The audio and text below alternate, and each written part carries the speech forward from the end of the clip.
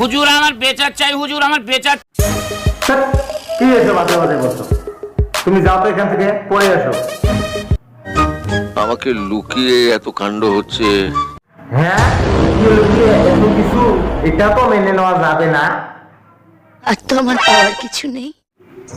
না, আপনি টেনশন করবেন না, আপনার অনেক কিছু পাবার আছে। আপনি ধৈর্য ধরুন। দাদু, আমি মনে মনে ভেবে নিয়েছি, আমি কাল থেকে ভ্যান গাড়ি চালাবো। সত্যি? এই যে তুমি যে গাছের তলায় বসে আছো, ঘরে কি হচ্ছে না হচ্ছে সে খবর কি তুমি জানো?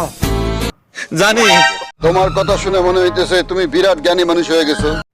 হ্যাঁ, তো কি হয়েছে? ভালো কথা বললে গায়ে খোঁচা লাগে, তাই না? ওকে। তুমিও গান জানো নাকি? হ্যাঁ জানি, এখন আর বলি না।